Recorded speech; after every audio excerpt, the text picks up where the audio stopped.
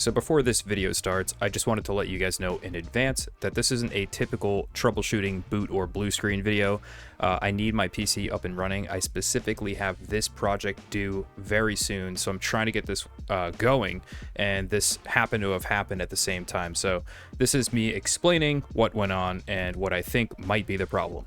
So kind of a disappointing video. You guys remember this possibly if you are familiar with the channel. This was a PC I just finished for myself, actually, which I don't typically upgrade my own personal rig that often, and so I've had this same kind of setup overall for a little while. This is probably one of my favorite board designs ever. This is the Z690 Aqua from Asrock, and the board actually still functions. It functions completely fine. It turns on. But what I started to notice was this PCIe lane slot here would not go to 16x and wouldn't do 8x, it would only do 4x. Now everyone online, I know what you're going to say, oh, try this, try this, try that. I spent like 4 or 5 hours. I reflashed the BIOS, everything you think of that has to do with PCI lane speeds, all that stuff I've messed around with. I know for a fact by testing another system, actually Min dropped off a 13700K system. So I took all of my parts one by one and moved them over, and sure enough, yeah, it's the board. And unfortunately, I think I know why this happened. I'm gonna get into that in a second. But I also want to talk about an RTX 5090 Founders Edition problem that was discovered through this video as well. Yep, we are kind of freezing, and we're running an X8 for whatever reason. So that could be an issue related to the data lines. So everything is kind of glitchy. So let's run the firmware, and yeah, that's what firmware is doing. Or why are we running an X4? On the other motherboard, we were running an X8. In here, we're running an X4. Northwest Repair had a video talking about how the Founders Edition he finally got in basically had a crack internally. So the Founders Edition, if you guys don't know, has a riser cable inside that goes to the PCIe section that goes into the motherboard. So that gold pin connector on the bottom connects to another cable that internally connects to the PCB. And that's why everything on that card is kind of funny, because it's like this floating card. Now, what we found out is that that card can crack right there. If you're a little rough with it, it seems like in the scenario that his user had, the card got bumped and it cracked it. So naturally, I was like, hey, my system has been slow. I'll throw them up on the screen. I've used this same board across so many different systems now, and they've had different CPUs, so it's not the CPU, and it's always worked perfectly fine. So naturally, I went over to check to see if my card was running at full speed, because this was an open box used purchase, and I was a little nervous at first. Everything seemed to run fine, but just recently, after rebuilding this PC, I noticed it started to become a little bit slower than usual. So sure enough, I boot up hardware info, and there it is. It's literally running at 4x. So I panicked right then and there, because I was like, oh man, I got this RTX 50 for such a good deal, and this Asrock board has been solid as a rock, pun intended. Yeah, so turns out, no, my card was fine. And also shout out to Xbuilds Customs, because he sent me a couple of these boards over. They had some issues. I did fix the board. I think this one itself needs to be reflashed with a new BIOS. So I have a new BIOS on there, and this board is functioning perfectly fine. So you kind of saved my life, bro. Thanks a lot. This one, unfortunately, is a DDR4 board, so while I wait, I'll be stuck on the older DDR4, but it's not really a big deal. I also used this kind of crazy Swift Tech cooler that I got from another old system. I repaired it and refilled it. It seems to be working good. But let's talk about how this happened. I'm pretty sure that this Cooler Master case right here is to blame. And I can't say for sure, so I'm not gonna run out and say, Cooler Master, this is your fault. But this Cooler Master case has a standoff located in the middle, and it's not a standoff you can remove. And I mentioned this in the build video for this PC case. Now, I did think about sawing it down or shaving it down a little bit, but what I ended up doing is using a little bit of Kapton tape behind the back. And in my opinion, it's these boards, like this Asrock board is so thick. Like, this has a lot of PCB layers. It's not an easy thing to like bend or wreck, and I don't see any like actual damage here.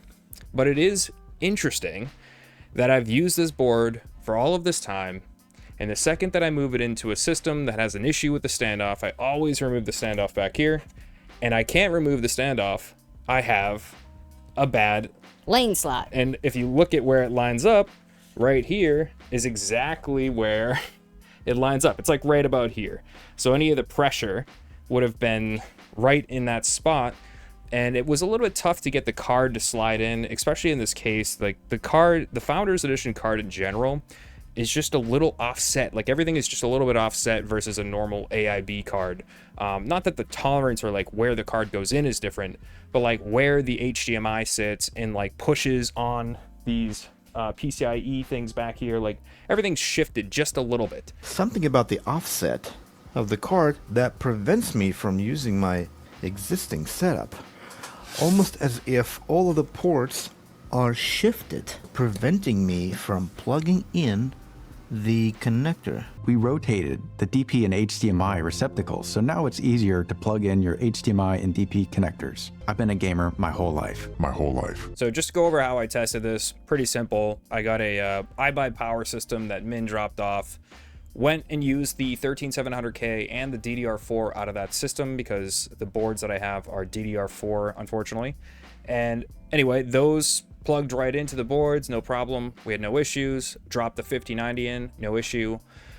Took apart this thing, which took hours. And then once that was finally apart, I dropped the 14900K into the DDR4 board. And again, no issue. So essentially, I know it's the board. And the other thing too is that when I would load factory defaults, all the things you could think of, I started to get, they're not called blue screens anymore, but I started to get crashes. And the crashes were not repeatable. So I couldn't have there was no like baseline reason it was crashing. One time it crashed because of USB error.